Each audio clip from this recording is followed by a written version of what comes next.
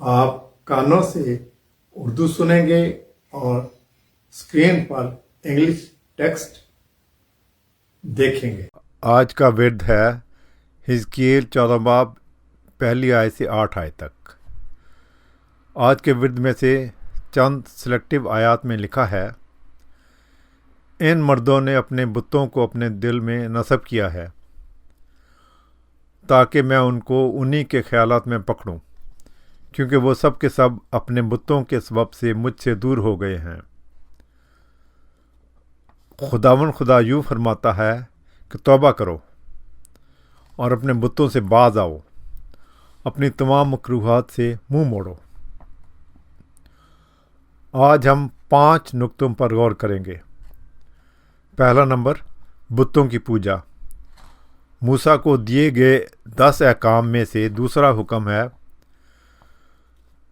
خروج 20 باب 4 اور 5 آیت میں، تو اپنے لیے کوئی تراشی ہوئی مورت نہ بنانا، نہ کسی چیز کی صورت بنانا، تو ان کے آگے سجدہ نہ کرنا، نہ ان کی عبادت کرنا، کیونکہ میں خداوند تیرا خدا غیور خدا ہوں۔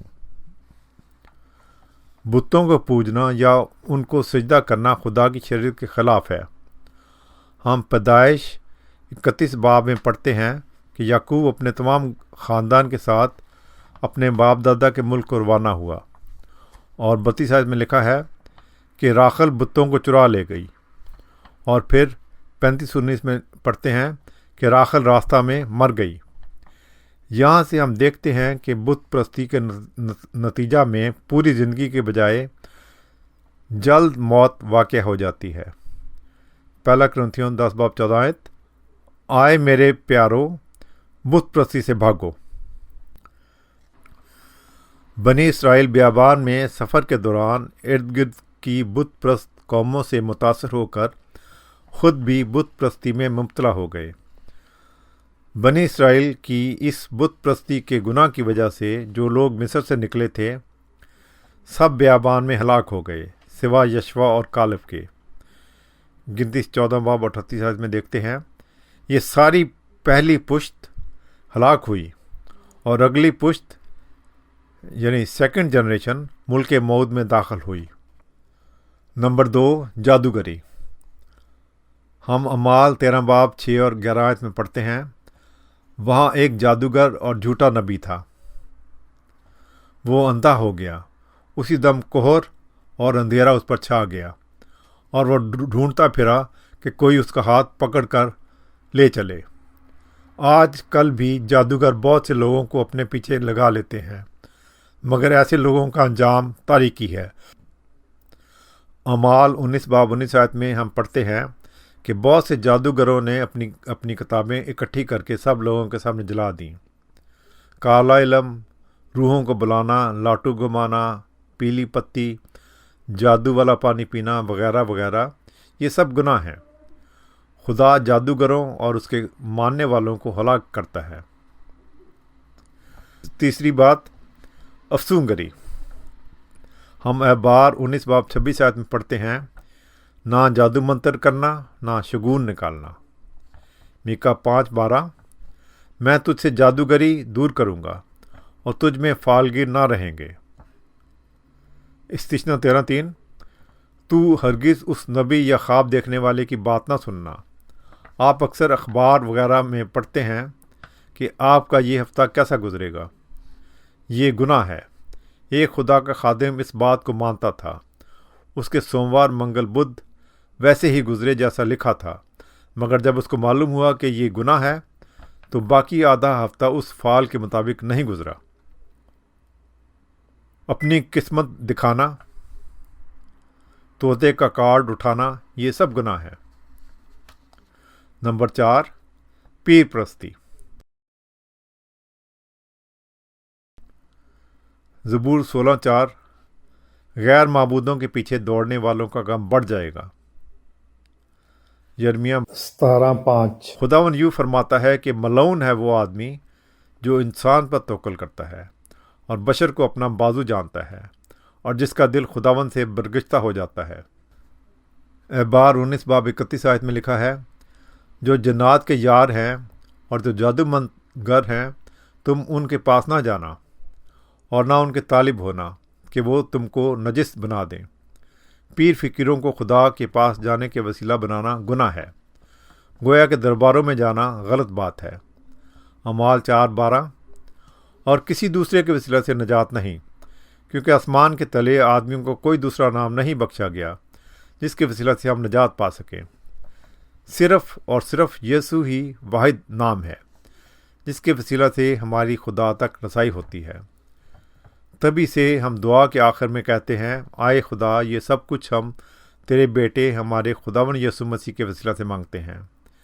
پیروں کے پاس جانے کی ضرورت نہیں، بلکہ ڈائریکٹلی یسوع کے وسیلہ سے خدا سے مانگے اور وہ بر وقت دعا کو سن کر جواب دیتا ہے۔ 5ویں بات، قبر پرستی۔ واعظ 12:7۔ خاک سے خاک جا ملے جس طرح آگے ملی ہوئی تھی، روح خدا کے پاس جس نے اسے دیا تھا واپس جائے۔ ہم عزیزوں کے جنازے پر بھی کہتے ہیں، اس جسم کو زمین کے حوالے کرتے ہیں، مٹی کو مٹی، راکھ کو راکھ، خاک کو خاک۔ جب جسمانی جسم خاک میں مل گیا تو اس کے ذریعہ سے کچھ مانگنا بیکار ہے اور گناہ ہے۔ یسایہ 8:19۔ کیا زندوں کی بابت مردوں سے سوال کریں؟ قبر میں کیا رکھا ہے؟ خالی ہڈیاں۔ کیا ہم قبر میں دفن بوسیدہ ہڈیوں کو مانیں؟ اکثر اوقات قبرستان گاؤں میں رہائشی جگہ سے باہر بنائے جاتے ہیں۔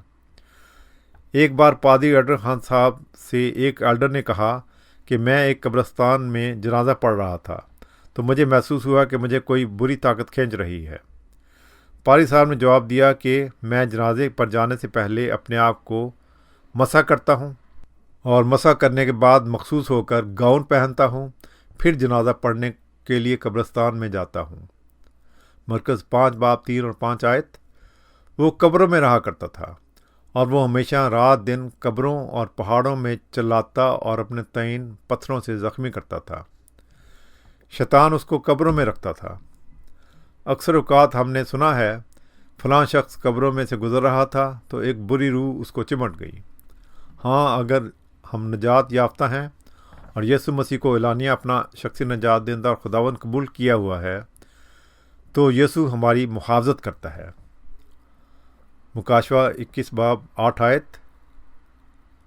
جادوگروں اور بت پرستوں اور سب جھوٹوں کا حصہ آگ اور گندک سے جلنے والی جھیل میں ہوگا۔ گویا کہ پہلی بات بت پرستی، دوسری بات جادوگری، تیسری بات افسونگری، چوتھی بات پیر پرستی اور 5ویں اور آخری بات قبر پرستی۔ ان کی طرف جانے سے مراد اپنے آپ کو ہلاکت کی طرف لے جانا ہے۔ آخر میں ہم 1 یوحنا 5:20-21 آیت میں پڑھتے ہیں، خدا کا بیٹا آ گیا ہے اور اس نے ہمیں سمجھ بخشی ہے تاکہ اس کو جو حقیقی ہے جانے، اور ہم اس میں جو حقیقی ہے یعنی اس کے بیٹے یسوع مسیح میں ہیں۔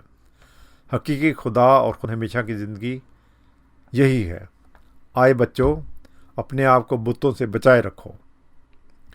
کاش خدا ہمیں توفیق بخشے کہ ہم بت پرستی کو چھوڑ کر خدا کی طرف رجوع لائیں اور اعلانیہ اقرار کریں کہ میں اپنے گناہوں سے توبہ کرتا ہوں اور آج سے یسوع مسیح کو اپنا شخصی نجات دہندہ اور خداوند قبول کرتا ہوں۔